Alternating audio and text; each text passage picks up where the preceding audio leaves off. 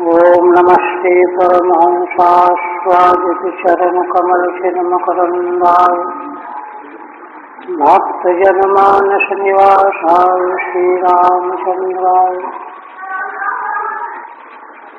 वागीशाय यस्य वदने लक्ष्मीर्यस्य च वक्षसि यस्यास्ते हृदये संवित्तं नृसिंहमहं भजे। विश्वसर्गो विसर्गादि नवलक्षणलक्षितम् श्रीकृष्णाख्यं परं धाम जगद्धाम नमामि तत्।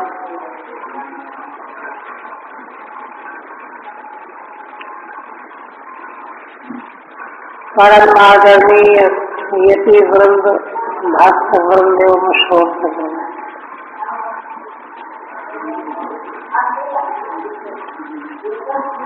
श्री भगवान की महती अनुकंपा से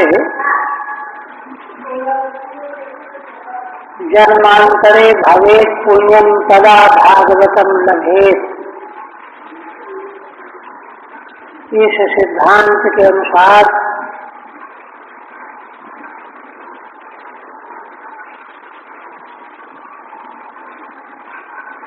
श्री भगवान की अनुकंपा से ही श्रीमद्भागवत के अंतर्गत दशम स्कंध उत्तरार्ध में वेदों के द्वारा जो भगवान की स्तुति की गई है, उस प्रसंग का हम लोग परिशीलन कर रहे हैं।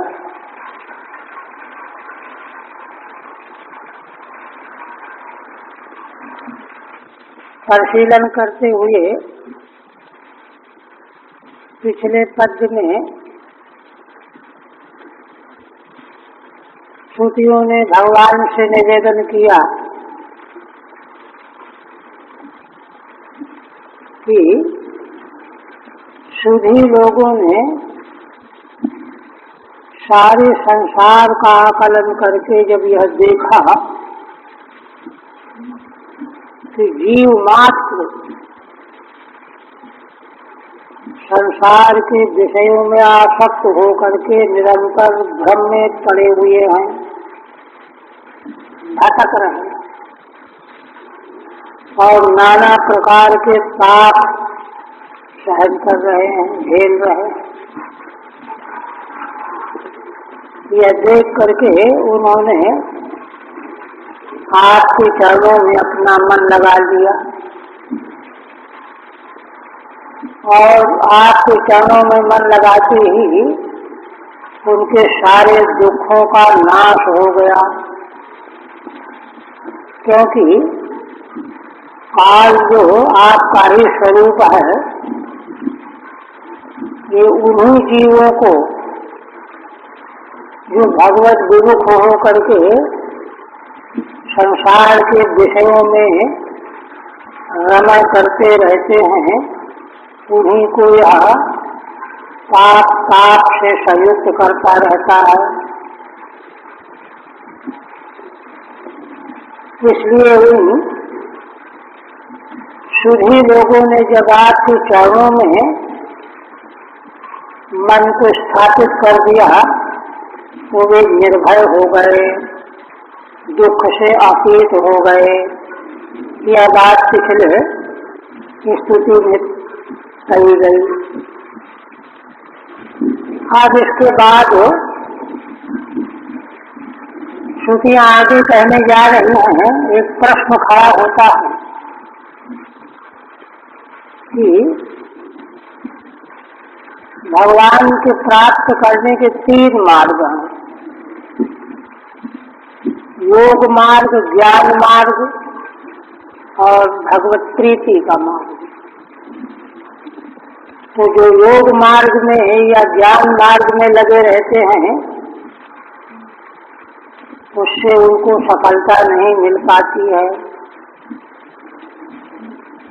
इसलिए उन मार्गों के साथ में रहते हुए भी भगवान में प्रीति अनिवार्य है। यह बात श्रुतियाँ कहने जा रही हैं। विजित हसीक वायु भृगांत मनस्तुर्गम या पतंति यंतुमतिलोल मुपाय खिदा व्यसन शतान्विता समवहाय गुरु शरणम वाणिज इवाज संचकृत कर्ण धरा जल घऊ।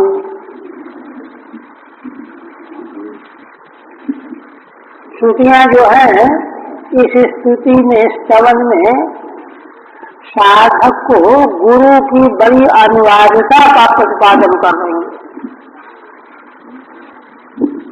भगवान को प्राप्त करने के लिए गुरु की बहुत बड़ी अनिवार्यता है। गुरु की प्राप्ति के बिना साधक को सफलता नहीं प्राप्त होती है। ऐसे विजित हसीक वायु भी वे लोग जिन्होंने प्राणायाम के द्वारा इंद्रियों को बस में कर लिया है। हसीकान इंद्रियान, वायु माने प्राण, इनको बस में कर लिया है, जीत लिया है। किंतु वे मन को अपने बस में नहीं कर पाए हैं। अदांत मन अभी उनके बस में नहीं आ पाया है ना। और मन जो है बहुत प्रबल तत्व है, इसलिए उसको तुरग से उपमा दी गई। मन रूपी तुरग मने अश्व, घोड़ा, उद्दंड घोड़ा जैसे, उसको ये यतंत मतिलोल मुपाय खिदा। श्रुतियाँ कहती हैं कि जो साधक अगांत मन रूपी स्वयं को, घोड़े को, अश्व को बस में करने के लिए बड़े उपाय करते रहते हैं, है ना। ये यह तम यंतुम, है ना, उपाय करते हैं, किंतु उपाय करने से भी उनको खेद ही हाथ लगता है। मन उनके बस में हो नहीं पाता, क्योंकि अतिलोलम विशेषण है मन का। मन अत्यंत लोल चंचल है, इसलिए उसके बस में करने के उपाय सारे व्यर्थ चले जाते हैं। और उपाय करके भी जब बस में नहीं हो पाता तो उनको बड़ा खेद होता है कि हाय देखो अब क्या करें, कितना किया कुछ नहीं हुआ, ये कर रहे हैं वो कर रहे हैं, कुछ भी नहीं हो रहा। साधक के जीवन की अनुभूति है ये। वेद स्तुति दीपिका में साक्षात्कारी पुरुषों का एक मंतव्य दिया गया है कि देखो, असल में वासना बासित अंतःकरण वाला साधक जो अनादिकाल से वासनाओं में डूबा हुआ चला आ रहा है, निर्वासनिक का तो संसार में जन्म ही नहीं होगा। तो उन वासनाओं के अनुसार वह साधन में लगता है। तो साधन में लगने के बाद कारण क्या होता है कि वह, है ना, वासना बासित मन बुद्धि से अपने को स्वतंत्र समझ लेता है कि हम ऐसा करेंगे तो ऐसा हो जाएगा, ऐसा करेंगे तो ऐसा हो जाएगा। आचार्य कहते हैं कि यह स्वातंत्र उनका निजी नहीं है, ये वासना के जाल में गुथे हुए होने से उनका नकली स्वातंत्र है, वो पराधीन है। जैसे किसी में भूत प्रेत लग जाए तो कुछ का कुछ बोलने लगता है कि नहीं, तो कुछ न कुछ बोलने लगता है, तो वहाँ वह उसके अधीन है जो उस पर लगा हुआ है। उसी तरह से वासना बासित अंतःकरण में वासनाएं उसको अपने अधीन बनाए रखती हैं। उनके अधीन रहते हुए वह अपने को झूठ मूठ स्वतंत्र मानता है। स्वातंत्र को भगवान को प्राप्त किए बिना हो ही नहीं सकता। इसलिए उस नकली स्वतंत्रता के प्रभाव से वह यह निर्णय करता है, सोचता है कि हम मन को वश में कर लेंगे, किंतु मन वश में होता नहीं है। अनेकों उपाय करके उनको केवल खेद ही हाथ लगता है। उपाय खेदा। एक तो ये। दूसरी बात स्थितियां कहती हैं व्यसन शतान विदा। कारण क्या है ना? नाना प्रकार के सैकड़ों व्यसनों में वो डूबे हुए हैं। वासनाएं जो है जन्म जन्मांतर से चली आ रही वासनाएं सैकड़ों की संख्या में उनसे अन्वित रहते हैं, डूबे हुए हैं। ऐसे होने से उनके उपाय सब व्यर्थ चले जाते हैं, केवल खेद हाथ लगता है। यही बात 11वें स्कंद के 29वें अध्याय में सारा उपदेश सुनने के बाद उद्धव जी ने भगवान से कहा। बहुत उत्तम प्रश्न है ना? कहते हैं कि ऐसा क्यों होता है? आखिर ये इतना प्रयत्न करते हैं, उपाय करते हैं, तो क्यों होता है? तो समव्हाय गुरु शरणम, गुरु के चरणों को छोड़ करके,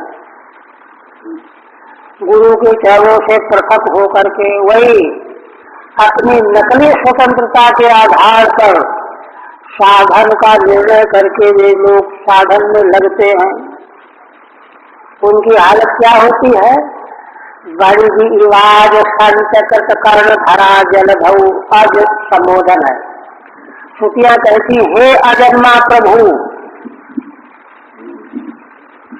इसी कारण से, क्योंकि वे गुरु के चरणों से अलग रहते हैं, दूर रहते हैं, गुरुओं का बरदहस्त उनको प्राप्त नहीं रहता।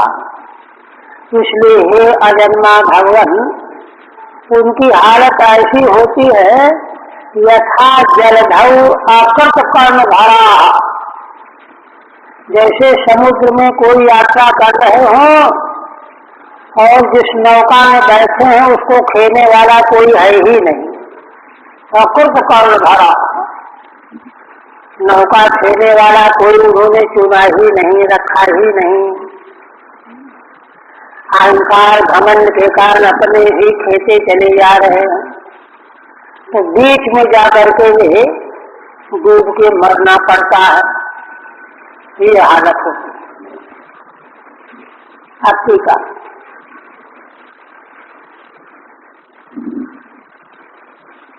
श्री स्वामी कहते हैं साचा भागवती भाव मनो नियमे सति भगवती। पिछले श्लोक में श्रुतियों ने है ना विवेकी पुरुषों का दृष्टांत दे करके बताया कि जब वे देख लेते हैं कि सारे संसार के जीव मात्र प्राणी मात्र, और चाहे वे देवलोक के हों चाहे किसी भी लोक के हों, वे निरंतर भटकते ही रहते हैं संसार में। इसलिए वे आपके चरणों में अपना मन समर्पण कर देते हैं। किंतु भगवान में मन का लगना इतना आसान नहीं है। सच भगवती भाव मनो नियमे सति भगवती। पूर्ण विवेकियों के द्वारा भगवान में जो भाव स्थापित किया जाएगा वह मन उनके बस में होगा, तभी तो कर पाएंगे, नहीं तो मन उनको सहला देगा, बेवकूफ बना देगा, है ना। मनो नियमे सति भगवती। और कहते मन का नियम कैसे होगा? तो सोच गुरु प्रसदना दूती, और मन कंट्रोल में नियम में तभी होगा जब गुरु का बरदहस्त प्राप्त होगा।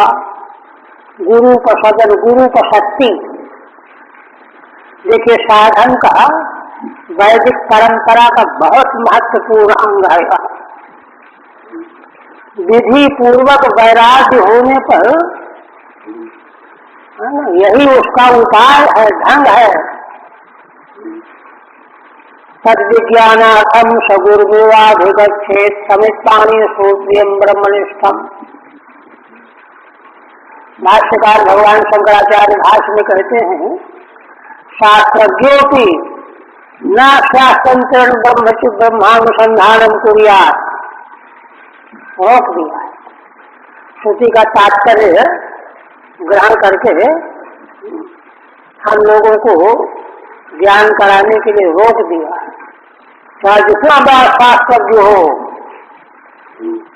स्वतंत्र रूप से ब्रह्मानुसंधान नहीं करना है, तो उसी को यहाँ गुरुपसदना देती, गुरुपशक्ति, गुरुपसदनम विदधति।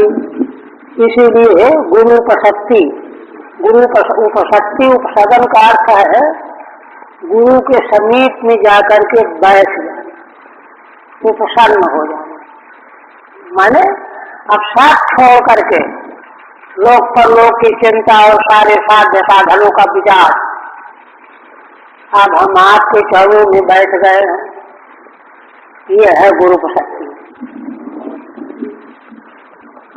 इसी को यही वेदांत विज्ञानार्थम सगुरुमेवाधिगच्छेत् समित्तानि श्रोत्रियं ब्रह्मनिष्ठम्। उसका विज्ञान प्राप्त करने के लिए, अनुभव प्राप्त करने के लिए, अब विज्ञान बिना मनोनियमन के होगा नहीं, तो मनोनियम का ढंग भी वहीं से मिलेगा।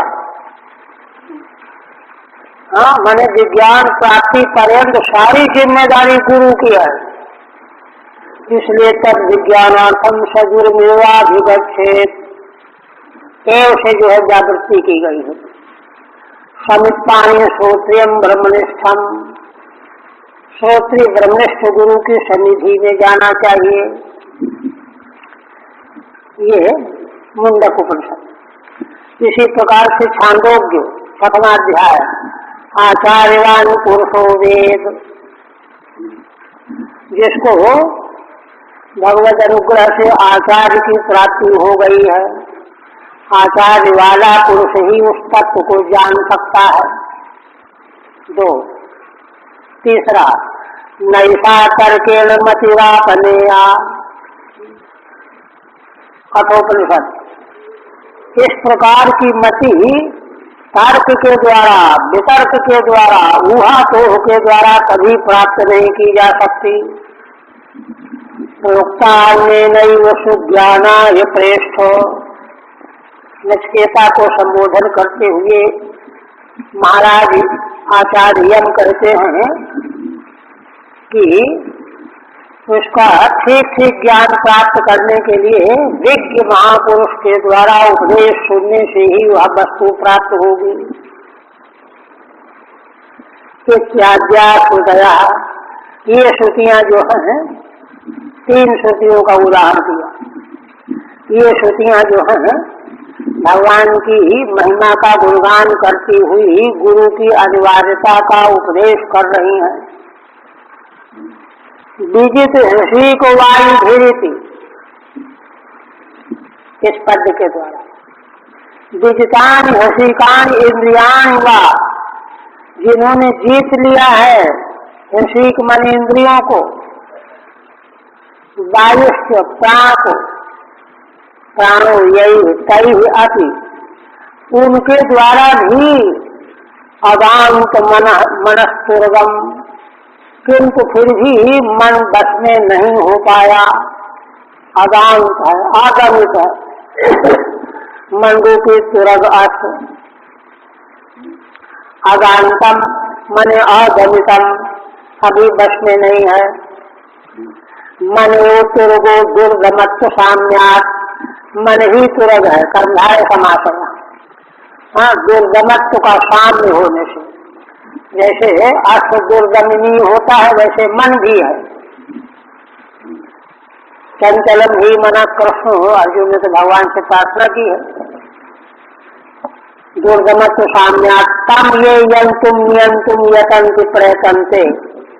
ऐसे अत्यंत दुर्गमनीय मन का अन्य अन्य साधनों के द्वारा जो दमन कर लेना चाहते हैं, प्रयत्न में लगे रहते हैं,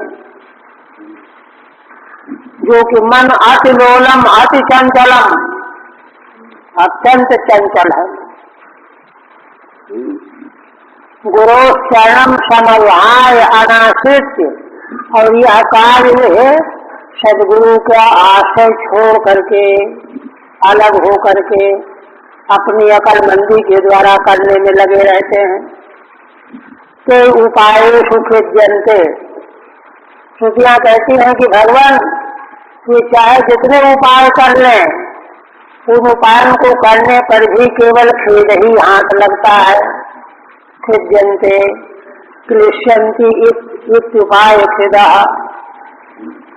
उपाय करते हुए भी खेद ही उनको हाथ लगता है। संतः व्यसन शतान्विता बहुव्यसनाकुला। सैकड़ों व्यसनों में आकुल हो जाते हैं, बद्ध हो जाते हैं। कि संसार समुद्रे संति तिष्ठन्ति। संसार समुद्र में वे पड़े रहते हैं। ये हालत होती है।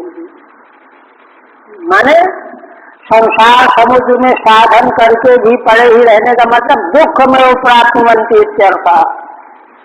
संसार समुद्र पड़े रहना माने दुख ही प्राप्त करते रहना। हे आज, हे अजन्मा भगवान, संबोधन है श्रुतियों के द्वारा। अकृत कर्ण धरा, जैसे वे नाविक जिन्होंने नौका चलाने वाले को नहीं साथ में लिया है। अस्वीकृत नाविका बन व्यापारी हैं,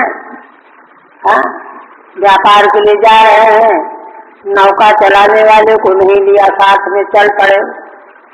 वो बीच में जाकर के खेद को प्राप्त होते हैं, नष्ट भी हो सकते हैं। यथार्थ का भवा इसी को श्री स्वामी श्रीमद् भागवत के अन्यत्र स्थल का उदाहरण देकर के स्पष्ट करते हैं। नदेहमाद्यम सुलभम सुदुर्लभम प्लवम सुकल्पम गुरुकर्णधारम। ये तो 11वें स्कंद का ही है। मयानुकूलेन न भस्यते ऋतं पुमान् भवाद्भिर्न करेत् स आत्मा। भगवान का उपदेश है यह उद्धव जी को। निर्देह माध्यम, मनुष्य का देह प्राप्त होना आदि उपलब्धि है। इसके बिना कोई साधन बन ही नहीं सकता, और मनुष्य का देह प्राप्त करना बड़ा सुदुर्लभ काम है। अगर यह सुदुर्लभ मनुष्य देह सुलभ हो गया हो, क्यों? क्योंकि यह नौका है। मनुष्य देह रूपी नौका के द्वारा संसार समुद्र को पार किया जा सकता है। और यह नौका जो हो भगवान के अनुग्रह से प्राप्त हो गई है, मनुष्य देह रूपी नौका। ये कैसा प्लव है? सुकल्पम। सुकल्पम माने सुरक्षितम, विकार रहितम। कान से सुनते हैं, आंख से देखते हैं, पांव से चलते हैं। अगर मान लो हो मनुष्य देह मिल गया हो, लेकिन पागल पैदा हो गया हो, अंधा हो गया हो, बधिर पैदा हो गया हो, तो क्या साधन करेगा? किंतु भगवान की दूसरी महती अनुकंपा कि उसकी इंद्रियां सुरक्षित हैं, देह सुरक्षित है, सुकल्प है। और तीसरा गुरु का निर्धारम, गुरु रूपी कर्णधार, देह रूपी नौका को खेने वाले, उनकी आज्ञा में रह करके जैसे वे चलाने वैसे चलना चाहिए। गुरु का उदाहरण। और चौथी चीज मयानुकूलेन न भस्यते ऋतं। भगवान कहते हैं कि मेरी अनुकूलता भी है। चौथी चीज, भगवान की अनुकूलता क्या होती है? जिधर को नौका ले जाना है उधर को वायु बहने लगे। मान लो पश्चिम की ओर ले जाना है, तो पूरब से हवा पश्चिम को बहने लगे, बड़ी आसानी से नौका उड़ती चली जाएगी। उसी प्रकार से भगवान का जो आनुकूल्य है, अनुग्रह कृपा, यह प्राप्त होता है धर्माचरण के द्वारा। मयानुकूल भस्मतेरितम, ऐसी दुर्लभ वस्तुएं प्राप्त होकर के भी जो मनुष्य उमान भवाभुम न करे आत्मा, ऐसा मनुष्य जो संसार समुद्र को पार नहीं कर लेता है, वह तो आत्मा की हत्या करने वाला है, आत्महत्यारा है ना। नित्य शुद्ध बुद्ध मुक्त स्वरूप आत्मा को पैदा होने वाला, मरने वाला, सुखी दुखी, रोगी दुखी, कृष्ण आदि के रूप में माने बैठा है। तो माने हो दिव्य जो आत्मस्वरूप, उसका तो नाश ही कर दिया, उसने हत्या ही कर दिया, तो है ही नहीं। इस तरह से भगवान ने कहा कि प्राकृत संस्कृत गद्य पद्याक्षरस्तथा देश भाषादि शिष्यम बोधयेत् स गुरु स्मृत। देखिए फिर कहते हैं प्राकृत संस्कृत, प्राकृत भाषा में और वैदिक संस्कृत भाषा में गद्य पद्याक्षरस्तथा, गद्य के रूप में, पद्य के रूप में, अक्षरों के द्वारा, देश भाषा विधि शिष्यम, और मान लो कोई ऐसे देश का है जहाँ संस्कृत के जानकार नहीं है, तो जिस भाषा का जानकार है उसी भाषा, तब देश की, पंजाब की, बंगाल की भाषाओं में शिष्यम बोधयेत् गुरु स्मृत, गुरु शिष्य को बोध कराते हैं, साधन बताते हैं, उसको गुरु कहा गया है। गुणोपदर्शित भगवत भजन सुखानुभूतौ तु स्वतेव मनो निश्चलम भवति नान्यथा इति भाव। भाव क्या है?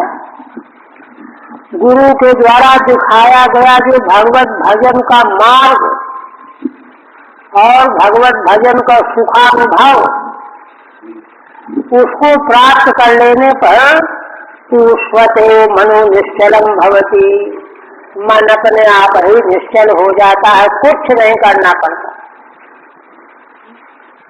भगवान का मंगलमय सुख जब प्राप्त हो जाएगा तो मन अपने आप छोड़ करके कहीं जाएगा ही नहीं, किंतु वह सुख प्राप्त होगा गुरु की कृपा से। नान्यथा इति भावः, दूसरा कोई उपाय ही नहीं है। फिर श्री स्वामी अपना भाव व्यक्त करते, यदा परानंद गुरु भगवत पदे पदम मनु में भगवन लभे तो तदा निरस्ताखिल साधन समाश्रये सौख्यम भवतः कृपातः। भक्त भगवान की स्तुति करते हुए कहता है, यदा परानंद गुरु भगवत पदे, पर आनंद देने वाले गुरु, गुरु तो भगवत स्वरूप ही होते हैं, भगवान तो गुरु हैं ही और गुरु भी भगवत स्वरूप ही हैं। भगवत पदे पदम मनु में भगवन लभे तो, आपके चरण कमल में जब मेरा मन आपके चरण कमलों को प्राप्त कर लेगा, है ना, तो क्या होगा? तदा निष्ठाखिल साधन श्रम, तभी है ना अखिल साधनों का परिश्रम समाप्त हो जाएगा। तदा निष्ठाखिल साधन श्रम, अखिल साधनों का जो परिश्रम है, थकावट है, क्लेश है, वह सब खत्म हो जाएगा। श्रेय सौख्यम भवतः कृपातः, इसलिए हे भगवान आपकी कृपा से उस परम सुख का मैं आश्रय प्राप्त कर लूंगा, श्रेय आश्रय प्राप्त कर लूंगा। आप भगवान जी कहते हैं ना, सकल कर्म खर थक्यों गोसाई, सुखी न भयऊ अबहि की नाई। सारे साधन कर्म करते करते थक गया, किंतु अब जो सुख मुझे प्राप्त हुआ है, उपलब्ध हुआ है, ऐसा सुख तो जीवन में कभी मिला ही नहीं था, किसी भी जन्म में नहीं मिला। इसलिए फिर साधनों का श्रम व्यस्त हो जाता है, तो तब जाकर के अन्यथा भगवान के चरणों का आश्रय प्राप्त किए बिना जिन जिन साधनों का आश्रय लिया जाता है उनकी थकावट भी महसूस होती रहती है और मिलता कुछ भी नहीं है। अब इसके बाद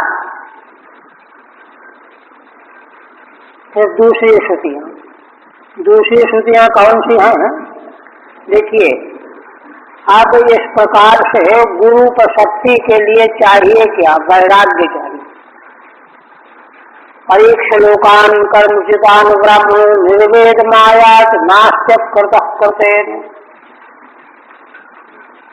ये भूमिका में वैराग्य चाहिए।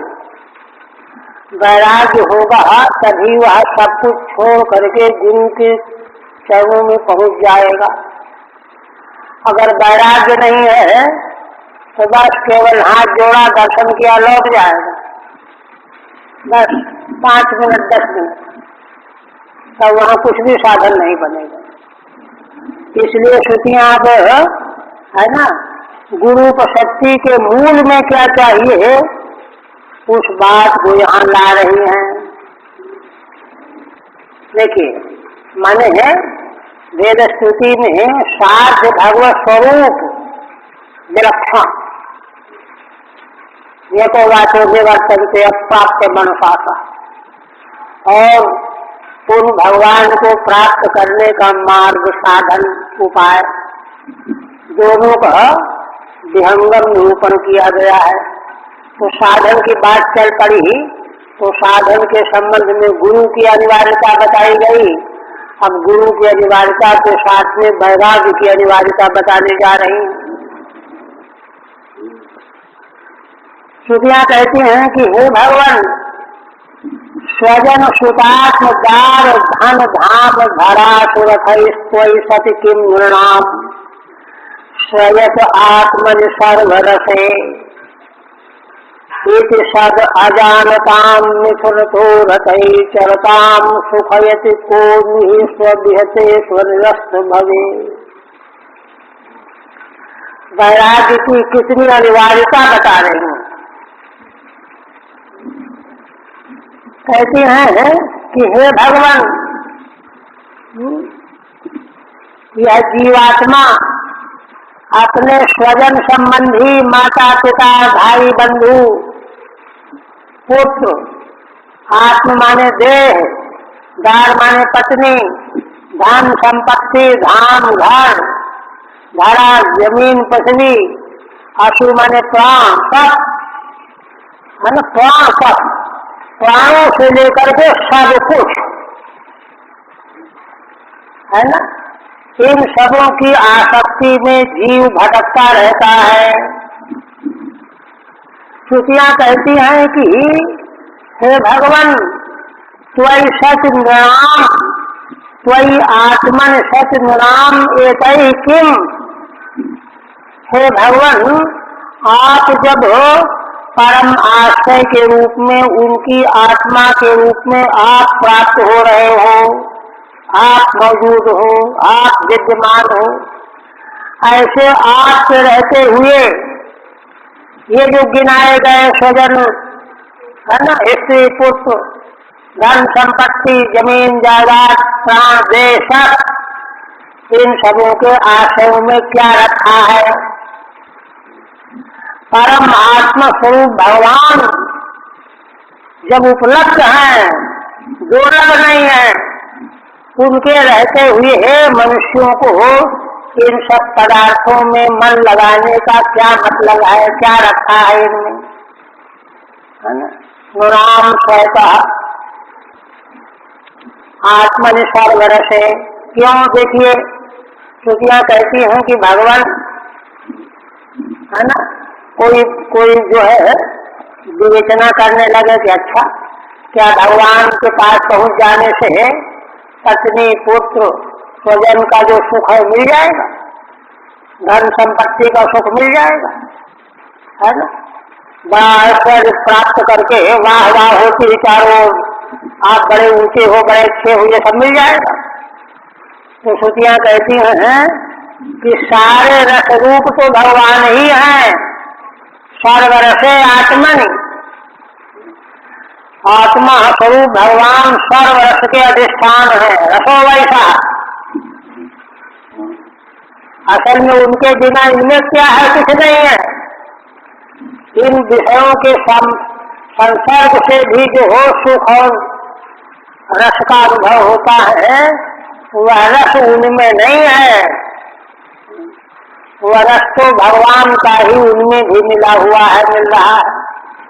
भगवान तो व्यापक है, एक बात। दूसरी बात यह है कि वेदांत में सुख दुख का जहाँ विवेचन किया, एक वेदांत वचन ग्रंथ है, तो उसमें उन्होंने कहा है कि देखो, जब किसी पदार्थ की हमारे मन में वासना जगती है और नहीं मिलता तो हम बेचैन हो जाते हैं, अरे इसके बिना तो हम मर ही जाएंगे।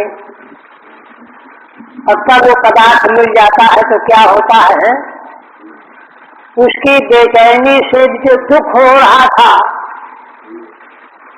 वह पदार्थ मिल जाने से बेचैनी दूर हो गई, है ना। केवल बेचैनी दूर हो उसके मिलने से। सुखानुभूति तो आत्मा का स्वरूप है, सुखमस्यात्मनो रूपम, वह तो अपने भीतर से ही आ रहा है, क्योंकि हमारी चेतना विषय में डूबी हुई है, इसलिए आत्म सुख को वह विस्मृत किए हुए है। जब विषय मिल गया तो चेतना स्थिर हो गई, बेचैनी दूर हो गई। बेचैनी दूर होने पर सुख अपना आत्मा का ही वहां अनुभव हो रहा है, इसलिए बाहर सुख तो कहीं है ही नहीं। इसलिए सर्वरसे आत्मन, उन भगवान का आश्रय लेने वाले के लिए, मनुष्यों के लिए इन वस्तुओं में क्या रखा है। इति सत अजानता, श्रुतियां कहती हैं कि भगवान पारमार्थिक सच्चाई यही है, यही पारमार्थिक आकाश सच्चाई है। बाहर विषयों में तो हो कुछ भी सुख का नामो निशान भी नहीं है, बहुत विवेचना की गई इस पर। किंतु संसारी मनुष्य इस बात को जानता नहीं है, अजानता, मूढ़ है, अज्ञानी है ना, है ना।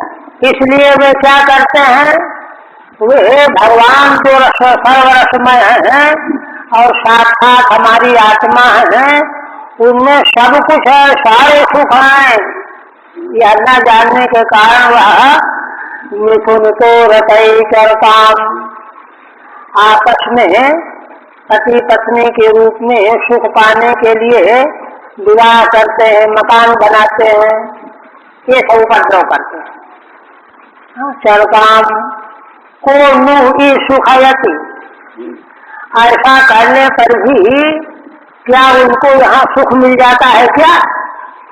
देखिए यहाँ काकोक्ति है, श्रुति की काकोक्ति है, माने अनजान में अज्ञान के कारण सर्वरसमय भगवान जो आत्मा रूप है उनको न जान करके, है ना, शादी विवाह करके घर बना करके जो सुख भूलना चाहते हैं, तो क्या उनको वह सुख मिल जाता है क्या? क्यों? इनसे कैसे सुख मिल जाएगा? दो कारण है। स्वाध्यायते, देखो जिस माध्यम से सुख हम लेना चाहते हैं, विषयों से, पदार्थों से, व्यक्तियों से, वह देह एक दिन नष्ट हो जाने वाला है। और स्वनिरस्त भगे, जितना ऐश्वर्य है प्राणी के पास, मनुष्य के पास, धन संपत्ति आदि, हुकूमत, है ना, ये सब का सब एक दिन सब मटिया भेंट हो जाने वाला है। जिस देह के द्वारा सुख भोगा जाता है, अनुभव किया जाता है, वह देह भी और वह ऐश्वर्य आदि जो एकत्र किया गया है वह भी एक दिन सत्यानाश को प्राप्त हो जाता है, तो क्या सुख मिला उससे। इसलिए यह बात वैराग्य पूर्वक पहले समझनी पड़ेगी, इसके बिना बात नहीं बनेगी। ये श्रुतियां कहती। अब टीका देखिए, श्रीधर स्वामी कहते हैं कि कौन सी श्रुतियां यह भगवान की महिमा की स्तुति कर रहे हैं। परीक्ष लोकान कर्मचितान ब्राह्मणो निर्वेद मायात नास्त्य कृतः कृतेन। श्रुति कहती है कि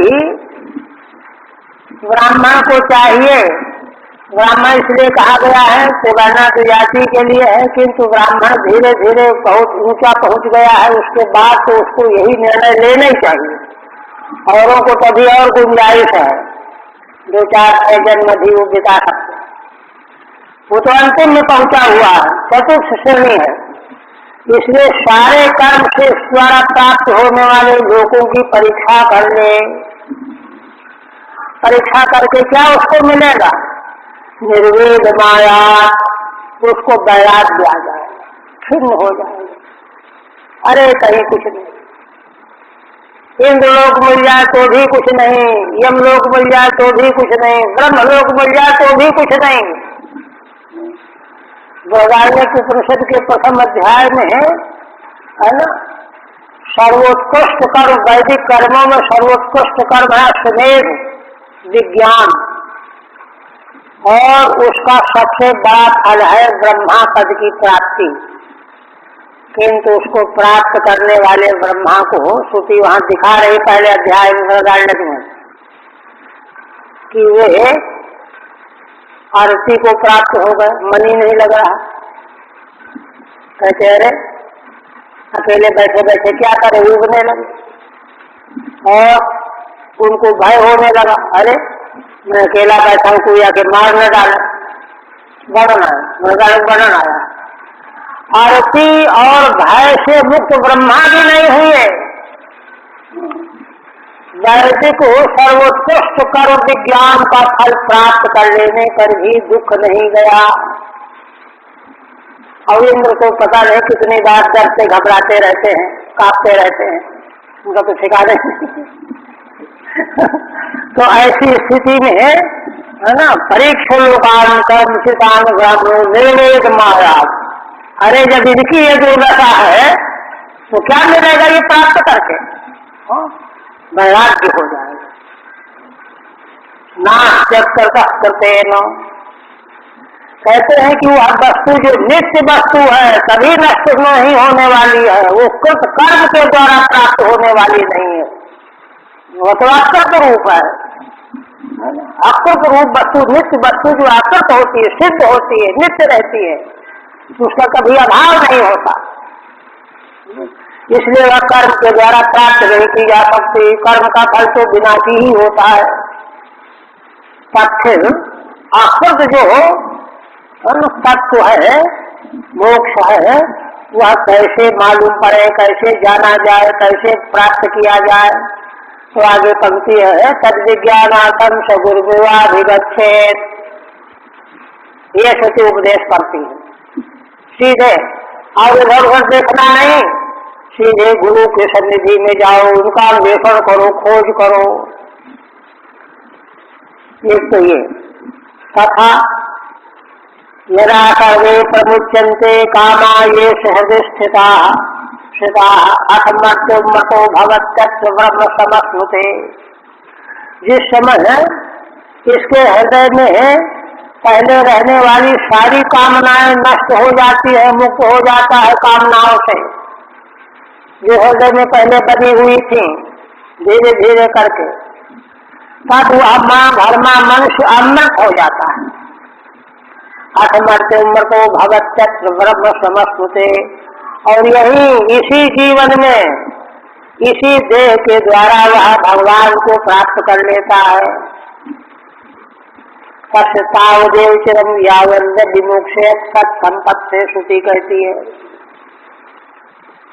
इत्याद्याः श्रुतयः वैराग्यम अंगम विदधति इत्याह। ये श्रुतियां जो हैं वैराग्य को अंग प्रधान कर रही हैं। उस परम उपलब्धि का अंग है, साधन का अंग है। साधन आगे बढ़ेगा ही नहीं अगर वैराग्य नहीं है तो। स्वजन श्रुति के द्वारा आप श्लोक की व्याख्या करते हैं। आत्मा देहा, आत्मा माने देह, धाम माने गृहम, अशु माने प्राण, स्वजनादि भी किम, जितने उस पद में गिनाए गए हैं, स्वजन, धाम, पुत्र, पत्नी, धन, मकान, शरीर, प्राण, है ना, इन सबों में क्या रखा है, इनसे क्या मिलेगा, इस तरह का निर्णय आ गया हो, इसका नाम है वैराग्य। ये तो क्यों भविष्य, जिनसे क्या होगा? कहते हैं अच्छा फिर किससे होगा, कहाँ जाए, क्या करें? सर्वरसे सर्वे रसा सुखान विद्यन्ते यस्मिन्, जिन भगवान में सारे रस मौजूद हैं, विद्यमान है, तस्में स्वयं परमानंदे, ऐसे आप परमानंद भगवान में, परमेश्वर में, परमात्मा में, ऐसे आप के रहते हुए इन सब चक्करों में क्या रखा है? श्रुति है, श्रुति कह रही है एतस्यैव आनंदस्यान्यानि भूतानि मात्रामुपजीवन्ति, ऐसे की श्रुति है। वह रसमय जो ब्रह्म है, आनंदमय जो ब्रह्म है, उस ब्रह्मानंद सिंधु भगवान का जो आनंद स्वरूप है, उसकी एक बूंद से सारे संसार को सुखी बना दिया गया है। स्वीकरते चहुलोक सिंहलोक सुपाशी, गोस्वामी जी कहते हैं परम आनंद सिंधु जो भगवान है, उनकी एक बूंद, उसी एक बूंद सबको बांट दिया गया, सुख आनंद सब जीवों को, है ना। जो कई तरह के आनंद पंचदशी में विवेचन किए गए हैं, वे सारे आनंद जो उसी परमात्मा के आनंद सिंधु के एक बूंद का अंश है, अवयव है, टुकड़ा। एकस्यैव आनंदस्यान्यानि भूतानि मात्रामुपजीवन्ति श्रुतेः। आप देखो, जब एक बूंद में सारे प्राणियों को बट गया सुख आनंद, ये बात मालूम पड़ जाए तो व्यक्ति दौड़ करके आनंद सिंधु के पास दौड़ा चला जाएगा, रुकेगा नहीं बीच में, अब तो वहीं जाएंगे, है ना।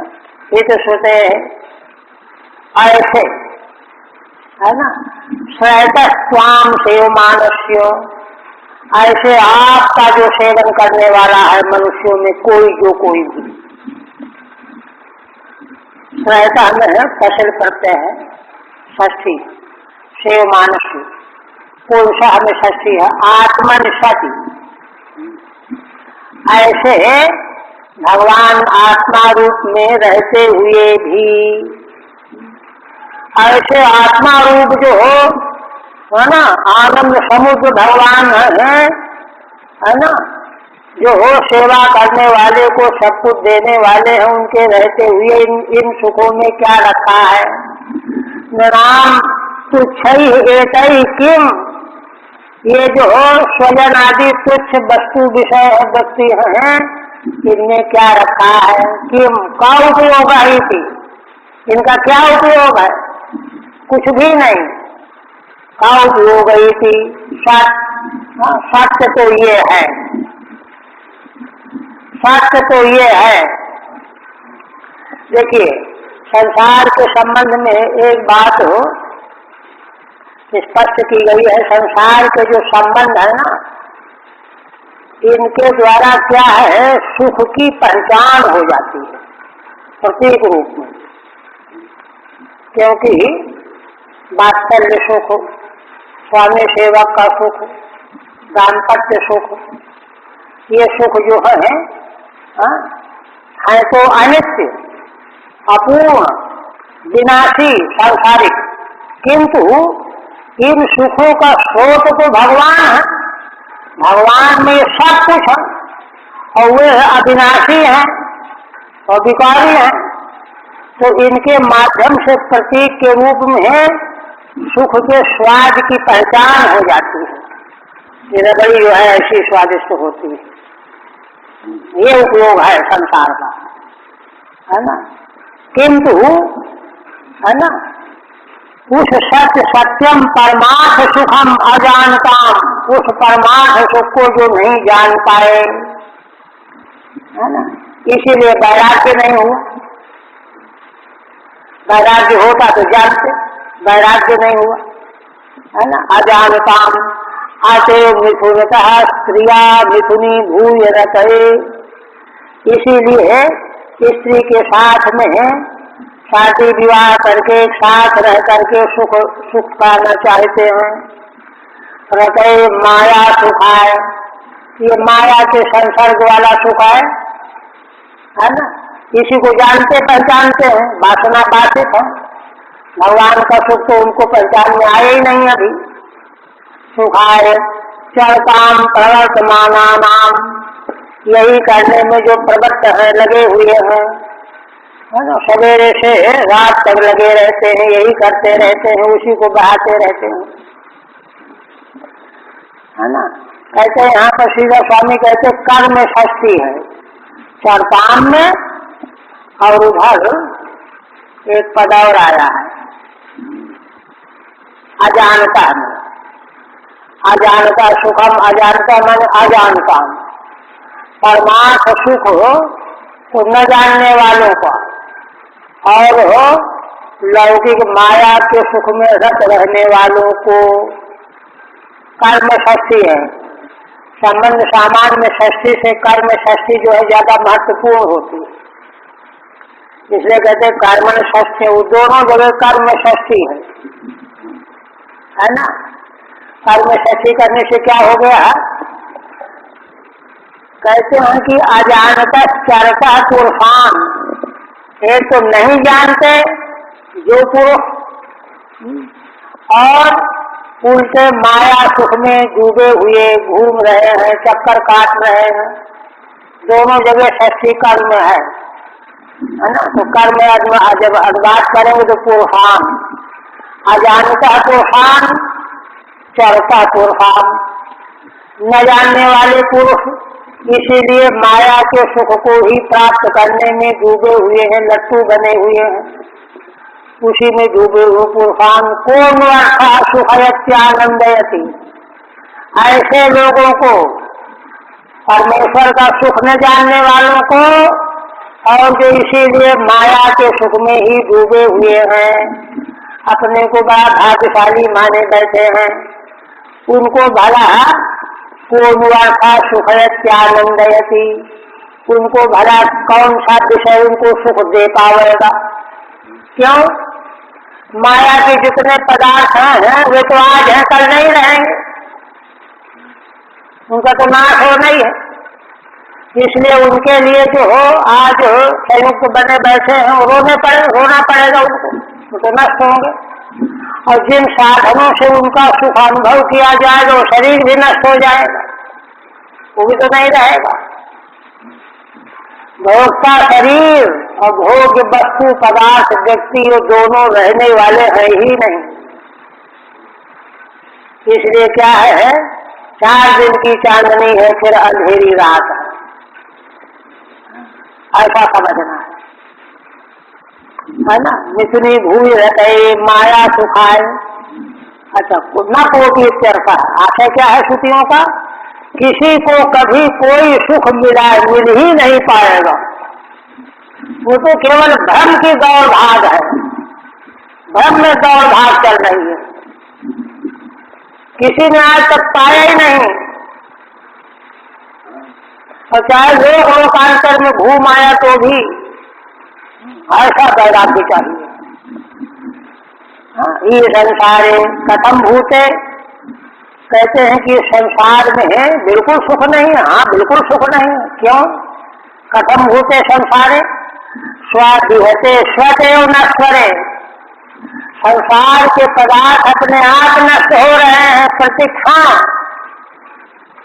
संस्थाइनो भावादिते चिक्षते, प्रकृति का परिणाम है ना। जायते अस्थि बढ़ते विवर्णनते अपक्षयते, सद्भाव विकार से आक्रांत सारे संसार के पदार्थ हैं। इसलिए वे तो प्रत्येक क्षण बदलते जा रहे हैं, नष्ट होते जा रहे हैं। उनसे क्या सुख की आशा कर रहे हो? स्वभूते स्वतेव नश्वरे, और दूसरा विशेषण है स्वव्यस्त भगे, स्वतेव गत सारे, माने जिन साधनों के द्वारा हम संसार के सुख को भोगते हुए अनुभव करते हैं। हम राजा बना दिए गए, सिंहासन पर बैठे हुए हैं, वह शरीर, वो राज्य सिंहासन, वो सब मटिया में हो जाएगा एक दिन। क्या सुख मिलेगा? सब मटिया में हो जाएगा, है ना। स्वादिवस्त भगे, सारा ऐश्वर्य जो है नष्ट हो जाएगा, नष्ट हो जाए, कुछ भी नहीं रहना है। पाठांतरे तो को विशेषण द्वयम, कहीं कहीं पाठांतर है। पाठांतर ये बता रहे को ये स्वविहता स्वव्यस्त भागे इति प्रथमांत पाठ है ना। तो कहते हैं कि प्रथमांत पाठ होने से विशेषण बन जाएंगे। वह मनुष्य है ना, जिसका सारा है ना भोग पदार्थ अपने आप नष्ट हो रहा है, भोग के साधन नष्ट हो रहे हैं, इसलिए विशेषण उसको क्या सुख मिला? अर्थात कुछ भी नहीं मिलेगा, है ना। को इत्येतद् विशेषण द्वयम, कौन ऐसा है जो दो विशेषणों वाला है, जिसका देह आदि इंद्रिय आदि साधन के बिना तो सुख भोगा नहीं जा सकता, किंतु यही ठिकाना नहीं है, आज है कल नहीं, है ना। आतस्वद भजन में उचित नित्यर्थ, इसलिए श्रीधर स्वामी कहते हैं कि श्रुतियां कहती हैं कि आपका भजन ही उचित है। भजतो ही भगवान साक्षात परमानंद चित घना, आत्मैव किमतः कृत्यम तुच्छदार सुतादि भी। श्री स्वामी का अपना पद्य है। क्या कहते हैं? भजतो ही भगवान साक्षात परमानंद चित घन, हे भगवान आप साक्षात परम आनंद चित घन स्वरूप हैं। जो लोग आपका भजन करने वाले हैं उनकी तो आप आत्मा ही है ना। जो आपका भजन करने वाले हैं उन भजन करने वालों की आप तो आत्मा ही है। आत्मयु की मतः कृत्यम, इस तरह से भजनीय भगवान जब आत्मा रूप से प्राप्त ही हो जाते हैं तो फिर जो है उनसे कभी वियोग होने का, दुख जो है कभी सुख खत्म हो जाने का, वियोग हो जाने का कोई प्रश्न ही नहीं रहा। आत्मयु की मतः कृत्यम, इसलिए इससे आगे क्या सत्य रह गया? तुच्छदार सुतादि भी, तुच्छ पत्नी पुत्रादिकों के द्वारा क्या मतलब रह गया? भगवान का सुख तो सदा सर्वदा अविचल बना रहने वाला ही रहता है, और बाकियों के संसर्ग से होने वाला सुख भ्रांति जन्य है। सुख वहाँ कहीं है नहीं, सब भ्रांति जन्य, भ्रांति में ही दौड़ भाग में लगे हुए हैं लोग। कि मदा कृत्यम तुच्छदार सुतादि भी, इस प्रकार से परमानंद की प्राप्ति जो है भगवान को प्राप्त किए बिना, भजनीय भगवान को प्राप्त किए बिना संभव नहीं है। इसलिए सारे साधन केवल सहयोग के रूप में, योग मार्ग, कर्म मार्ग, ज्ञान मार्ग, ये सहयोगी तो हैं, सारे सहयोग के रूप में है ना ग्रहण किए जाने वाले हैं। किंतु अंततो गत्वा जहाँ लग साधन वेद बखानी, सब कर फल हरि भगति भवानी। श्रीकांत वेद में जो कुछ भी कहा गया है सारे साधन भगवत प्रेम को प्रकट करने के लिए है, प्रकट कराने के लिए है। ये है बात। और जब भगवत प्रेम, क्योंकि देखिए वेदांत की संगति यहाँ पर यह है, क्योंकि जीवात्मा जो है इस बात को समझता नहीं है कि उसकी जो प्रीति होती है, प्रीति का आश्रय असल में आत्मा ही होता है। परम प्रेमास्पद आत्मा ही होता है। आत्मा के लिए दूसरे पदार्थ संसार के चाहे जाते हैं। याज्ञवल्क्य जी ने अपनी पत्नी को यही उपदेश किया कि संसार में कोई भी अन्य पदार्थों को, पति पत्नी को, पत्नी पति को, धर्म को, धन को, इसको उसको, सब कुछ को जहाँ भी कहीं चाहे जाते हैं पदार्थ, वो आत्मा को तृप्त करने के लिए चाहे जाते हैं। है ना, आत्मस्तु कामाय सर्वम प्रियम भवति। इसलिए परम प्रेमास्पद आत्म तत्व है। इसलिए जब तक दूसरी वस्तुओं से प्रेम करते रहोगे तो भटकाव ही बना रहेगा। आत्मा से प्रेम करोगे तभी रास्ते पर आओगे। अब आत्मा से प्रेम करना क्या है कि भाई उसका उपाय यही है। जैसे प्रहलाद जी ने भगवान नृसिंहदेव जी की स्तुति में कहा कि देखो, भक्त भगवान की जो अर्चा पूजा करता है, उसको फूल माला चढ़ाता है, चंदन लगाता है, सेवा करता है, धूप दीप नैवेद्य करता है, तो यह क्या है? यह भगवान बिंब स्वरूप है। और जीव पूजा करने वाला आर्चक भक्त स्वयं प्रतिबिंब है। तो प्रतिबिंब को अगर सजाना है तो बिंब को सजाना पड़ेगा। जैसे दर्पण में अपना चेहरा हम सब देखते हैं, तो अगर जो है ना, सुंदर कपड़े हैं, तेल फुलेल लगा हुआ है, पाउडर लगा हुआ है, सोने की जंजीर चैन पड़ी हुई है, तो ज्यादा प्रसन्नता देगा प्रतिबिंब, अपना ही प्रतिबिंब। तो बिंब को सजाने के बाद प्रतिबिंब अपने आप सज जाता है। उसी तरह से भगवान की जब अर्चा पूजा की जाएगी, उनको सब कुछ अर्पण किया जाएगा। उनको अर्पण करते करते स्वयं भी उन्हीं में अर्पण हो जाओगे,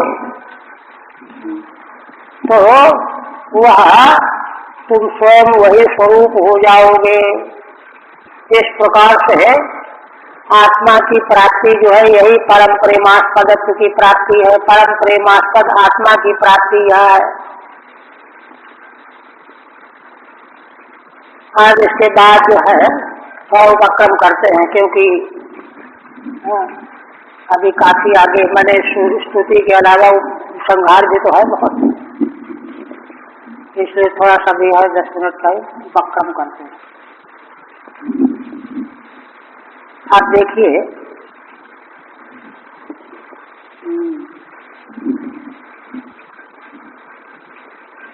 अच्छा चौथे से माने यहाँ तक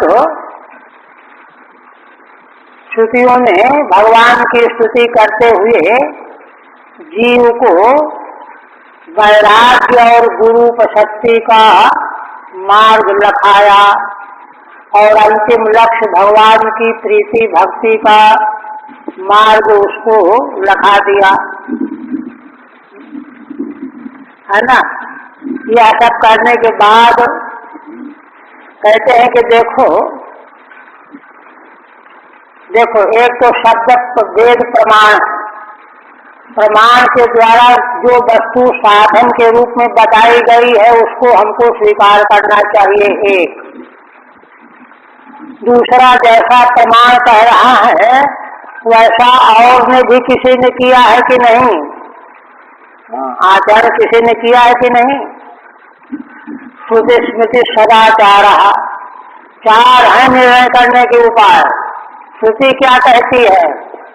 श्रुति का अनुभव करने वाले ऋषियों ने स्मृति में क्या कहा है उसके संबंध में, है ना?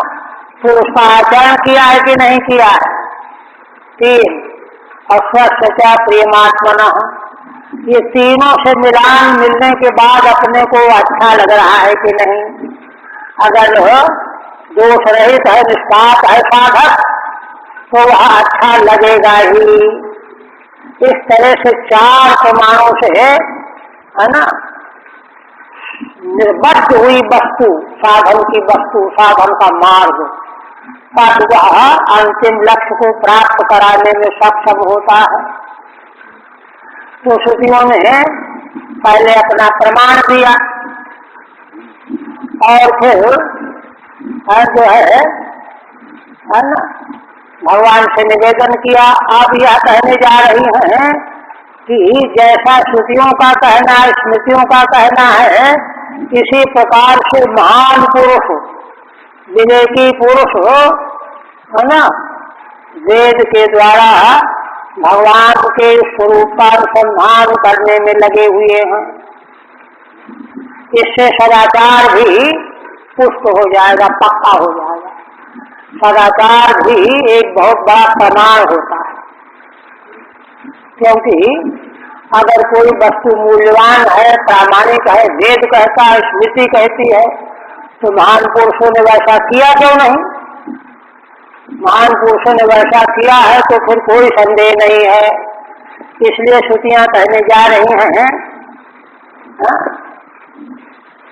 भूमि पूर्व पुण्य तीर्थ सदनानि विषया विमदा सौत भगत पदाम्बुज हृदो अघभिधं भुजला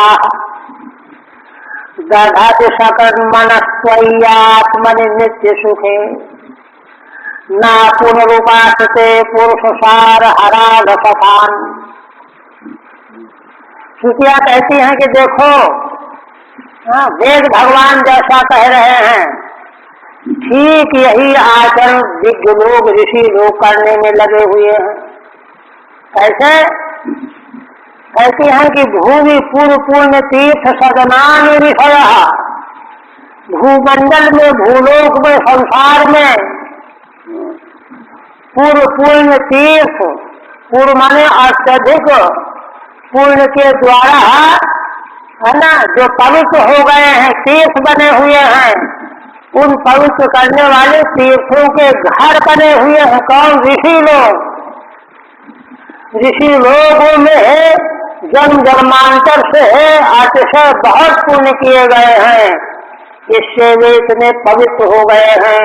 उनके चरणों का उदक भी सबको पवित्र करने वाला तीर्थ जैसा हो गया है। तीर्थों के सदन बने हुए हैं। सदन माने घर।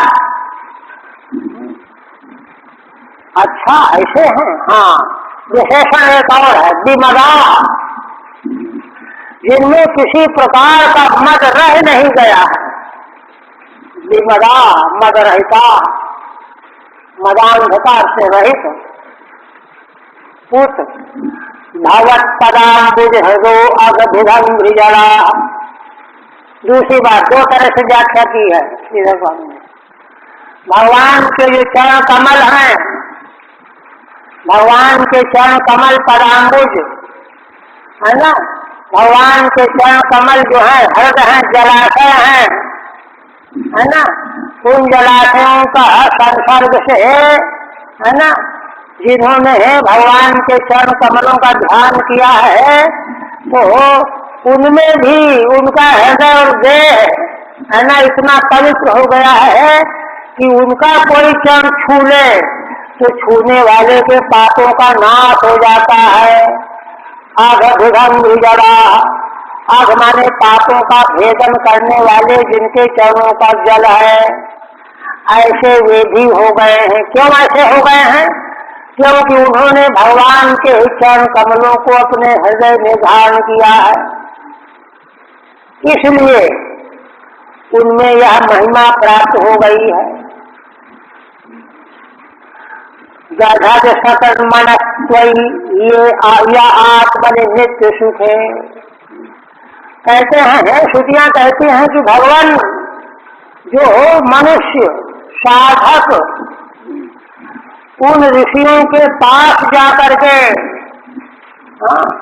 उनके चरणों का स्पर्श करते हैं, उनकी आज्ञा लेकर के उनके संग से एक बार भी आप में मन लगा देते हैं, उनके संग में जाएंगे ना तो पवित्र होकर के भगवान के चरणों में मन लग जाएगा। और जब एक बार भी आपके चरणों में मन लग जाएगा तो क्या होगा उनको? यह आत्मा नित्य सुख है, क्योंकि आप उनकी आत्मा हो जाओगे, उनको नित्य सुख प्राप्त हो जाएगा। ऐसे पवित्र तीर्थ रूपी ऋषियों के चरणों का सेवन करने से, संग करने से, उनका संग करने से, उनके पास निवास करने से अगर आपके मंगलमय चरण कमलों में एक बार भी मन लग गया उन सत्संगियों का, तो आप तो नित्य सुख स्वरूप ही हो। तब देखिए क्या होगा, क्या परिणाम आएगा। ना पुनरुपासते पुरुषार हराल सथान। श्रुतियां कहती हैं कि भगवान वे फिर लौट करके घरों में लौट करके नहीं आते। वो तो कहते हैं यही रहेंगे, अब हम नहीं जाएंगे। क्यों? उनको मालूम पड़ गया, फर्क मालूम पड़ गया। क्या मालूम पड़ गया? फर्क क्या मालूम पड़ गया? पुरुष सार हरा रसथान। ये जान जाते हैं कि ही जो घर गृहस्थी है, संसार की जो घर गृहस्थी है, पुरुष माने जीवात्मा, जीवात्मा का सार क्या है? जीवात्मा का सार है नित्यता, शुद्धता, बुद्धता, नित्य मुक्तता। इस सार को, जीवात्मा के सार का हरण करने वाले ये घर हैं, घर गृहस्थी के जंजाल हैं। ऐसा मान करके फिर वे कभी लौट करके आते ही नहीं, उन्हीं के चरणों में रम जाते हैं। देखिए, माने उनके चरणों में जाकर के मनन किया, आत्मा का अनुसंधान किया, उनसे प्रश्न किया, उनसे उनका उपदेश सुना, और सुनते सुनते एक बार आपके चरणों में जैसे ही मन लगा तो उनको नित्य सुख की अनुभूति हो जाती है। नित्य सुखानुभूति प्राप्त करके फिर वे उनके मन में कभी भी नहीं आता जब लौट करके घर चलेंगे। ना पुनरुपासते पुरुषसार हरा रसथान। ये महिमा है उनकी। बस यही रहने चाहिए। ठीक है, कल अवकाश है, पता परसों टीका 35 में की चलेगी।